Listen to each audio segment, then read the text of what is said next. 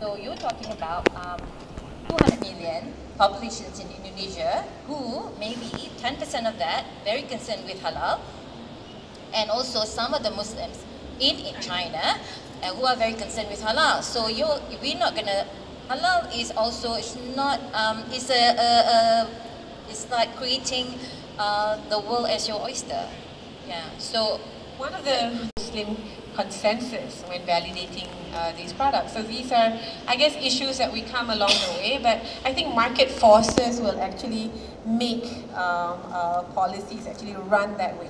Because otherwise it curbs the innovation, it curbs marketing of halal products to a wider audience, right? I'm wondering whether we should start taking questions from the floor. Anybody nak tanya apa-apa soalan? Any questions about halal cosmetics in general, or going into China, or harnessing the power of consumerism in Indonesia? Maybe I would like to add one thing, because before I was the CFO for UP Gummy Candy products. Yeah, so at that time we have problems because UP Gummy already has a certificate halal from Indonesia, Yes. Already has from Malaysia, yes. But when we export to Dubai, the goods is not recognized. So the halal from Indonesia representative body from Malaysia is like it's not considered as the same quality. Right. So that's why the goods cannot be downloaded. I mean, cannot can be sold in Dubai or months. Right. And the Indonesia MUI, the certification body, has to call and then coordinate, send some data, like this is the data that we do, and then what do you do there, like, so that... I'm a technology person. The first thing I think about is blockchain. So we should blockchain the halal process, so that if you get certifications out of Malaysia, Indonesia, which is considered a very high quality grade, then other countries shouldn't question, because you can validate this certification through blockchain. So, hello technology, halal certifying bodies out there, we'll be glad to talk about that part, and harnessing technology and getting Muslim markets, into this 21st century. Okay, go ahead. This is the unsettled issues. Exactly. Okay. And it will be forever unsettled unless something is done about it. There is a few governing bodies, right? But as far as I know, halal from Jakarta, Malaysia, has been recognized by 120 countries from all over the world. Okay? In fact, when we go around China, from province to province, we talk to Beijing. They look forward to work with us, okay? Because of our stringent, our strict. Because to China, halal is something that is not belongs to the religious. Okay? It's all about food safety, right? How clean it is, because they knew what is halal. They read about it, they understand it. So that's why they want to collaborate with us, right? On this fine body. And the thing that we have done now so far, as we're going to bring RISDA. We are working out with RISDA to do certification, certifying halal China products in China, in Xiamen, through their college named UCAMS, because UCAMS have is the body that is working with JAKIM, okay, to certify halal products in China to get Malaysian halal certification. Cool. Any questions? Yes, go ahead. Yes, Assalamualaikum warahmatullahi wabarakatuh, and good afternoon. I am Mr. Timothy Ijiran. I am from the Philippines. I think one of the challenges that we are facing today in bringing the halal products or services globally is the level of awareness. So what are your thoughts on this in order to increase not only the level of awareness, but understanding and the level of commitment in bringing the halal, especially in non-Muslim. Number two, do you have plans of bringing your products to the Philippines? Thank you. Thank you. May I get your name again? Timothy. Timothy. Timothy. Okay. Thank you. Salamat po. Okay. This is in Philippines. They are also all over the world actually. So once you get that recognized, it's actually will be able to sync with the Ministry of Health here and then enter into the Malaysian market easily. What else was the other question? What about would Halal & Co market in Philippines? Okay, I think they're looking for a partnership. Because actually currently we are halalandco.com, so we are global already. So you can come and talk to us. Now it's not automated in terms of entering your products into our system.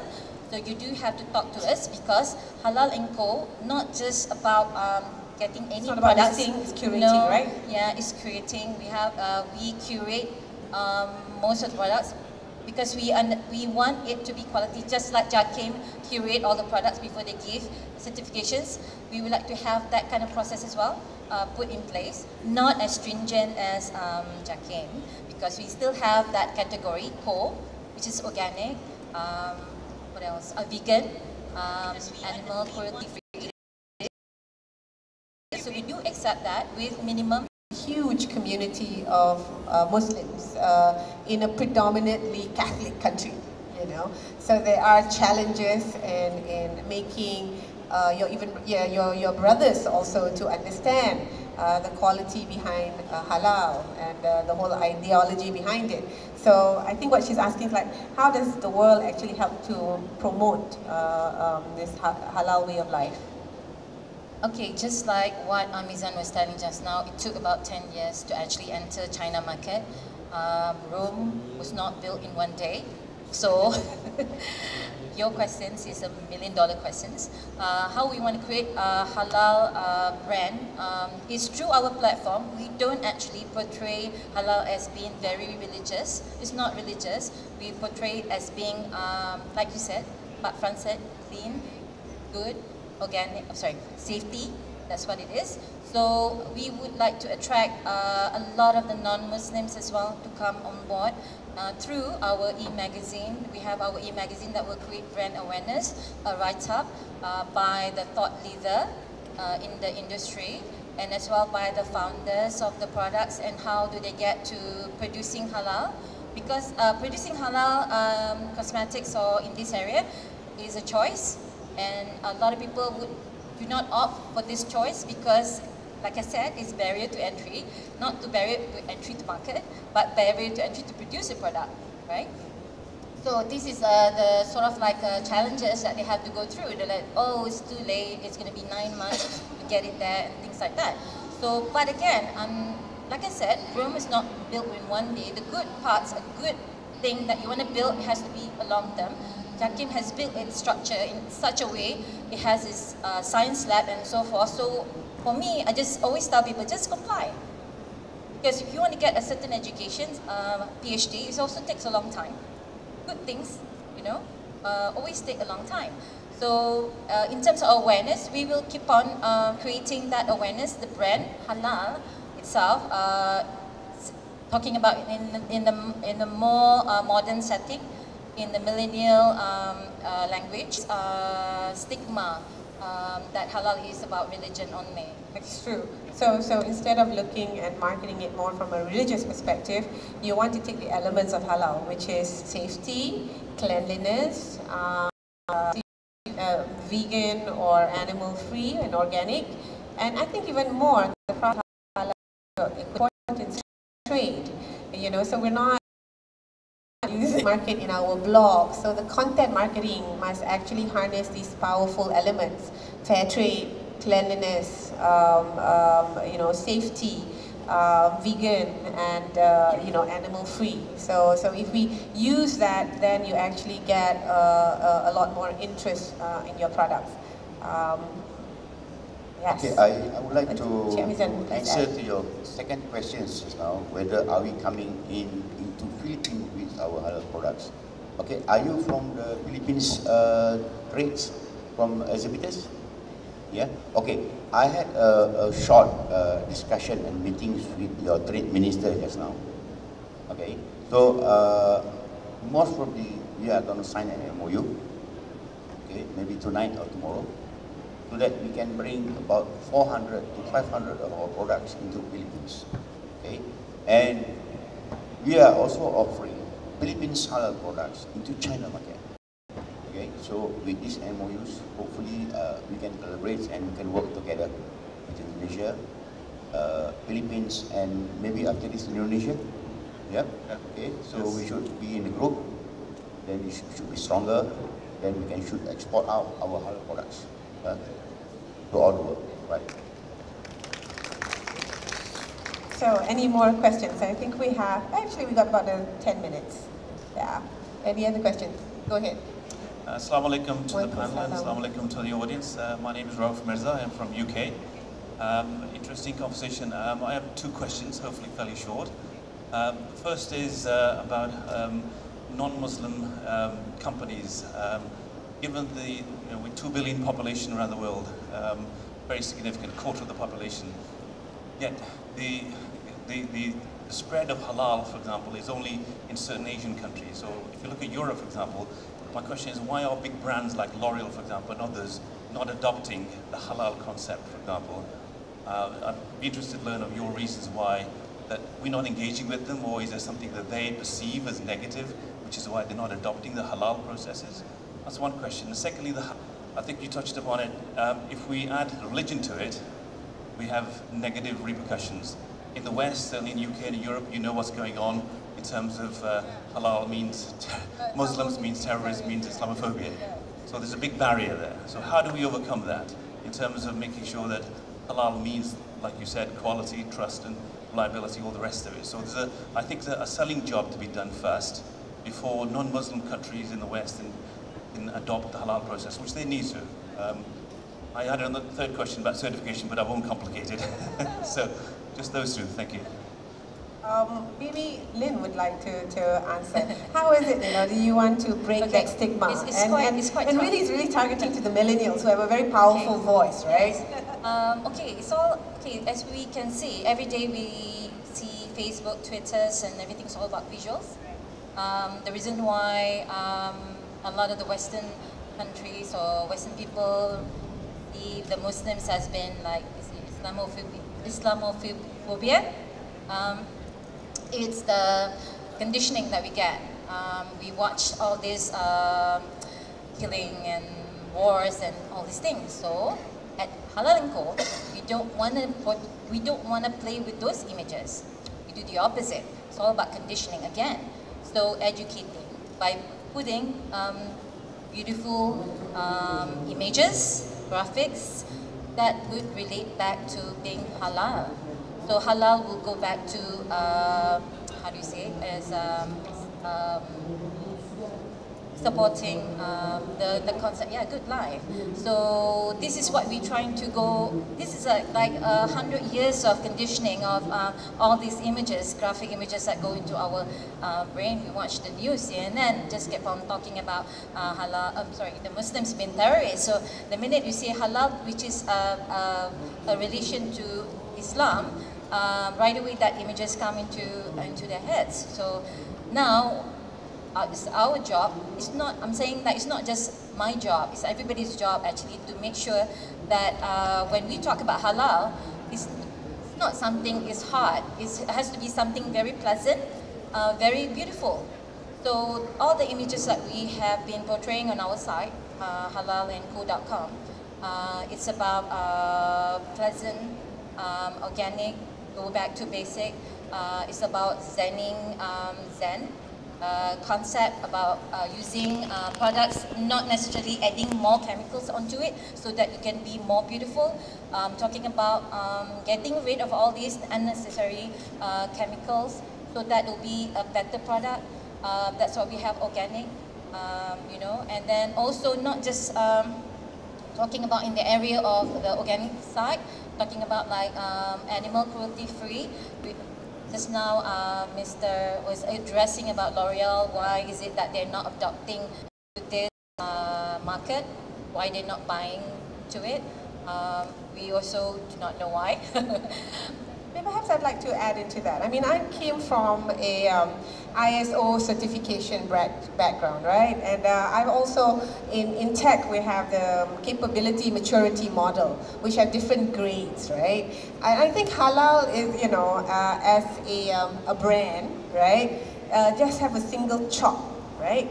Actually, we probably need to build a bit more structure to Halal. There's Halal certification for food, Halal certification for cosmetic products, Halal certification for fashion, and Halal certification for process and services, right? And financial products. And that way you can start seeing some of the process. And perhaps people like L'Oreal are not, you know, they're not adopting not because they don't want to, maybe they're not properly educated. It could be maybe some of the stuff that they do sell is very much against halal. Maybe they use animal testing, which is not part of the halal certification. Maybe they use a lot of synthetic and chemical products that cannot be certified as safe, right, by halal standards. So again, standards is something that market forces will determine. But I think on certification bodies for halal, we also need to start and creating more transparency in how we do all of this stuff and allowing more. Actually looking for white label, halal certified. They are moving away from where the current ingredients that they're using right now. The reason why last year, based on SC Nielsen statistics on sales, 1.5 billion sales went to under halal. We've got to do something about it. This is when we have to educate buyers to buy more products on halal. Then this way, the other branded cosmetic will start to look into getting their products halal. If some of the audience were a bit late in the statistic, earlier we actually said by 2025, the halal cosmetic industry is supposed to grow to 52 billion US dollars. You know, that's a very... You see, the topic is about the current trending markets and rising demand of the halal cosmetics. So is there any statistical evidence to support the statements? Maybe how big is the market right now? Okay. So I think I did a little bit of research on the internet. So there is actually a significant growth, almost literally exponential growth. In 2015, the halal cosmetic market and girls are, you know, we go to religious schools and we have a certain practice, but I think millennials really want to empower themselves and have children in their life. That also fits with their spiritual belief. So there, yes, there is a significant growth in halal cosmetics across the world, largely powered by Asia Pac buying in Southeast Asia and in their Asia Pac, okay? Say it's halal cosmetic. Well, what it does is just use the models with the hijab, all models, but it's growing very fast. So it's like implicitly, not explicitly, but it's now like the major player of the cosmetics. But but this the CEO of Wanda is my friend. Actually, I haven't about this. Actually, this is one of the technique or tactics so that people are aware. Oh, there is a halal cosmetic and non-halal. I had a similar example. I have a friend, I think, in Unilever. And I can't remember whether Unilever or Procter & Gamble, but they sell Pantene, right? So one of the most significant marketing exercise they did in the early 2000s was to advertise Pantene using a girl wearing tudung. So there was no hair shown, but let me tell you, their sales went through the roof because it goes that with advertising, it's just about lifestyle. You know, Pantene got a significant market after that just by adopting a more Muslim advertising technique. So I'm saying that although we've been conditioned to sell Muslims. Okay, any other questions? No? We're good. We're actually on time. It's 4 o'clock. So thank you very much. You have been a very attentive audience. Please go ahead, enjoy the rest of Mihas. It's my first time in Mihas and I'm very excited. Can I say something? So go ahead, Jamison. Okay, I want to announce here that we just recently received a quite big amount of quotas from one of our wholesalers in China. It's about 30 million renminbi.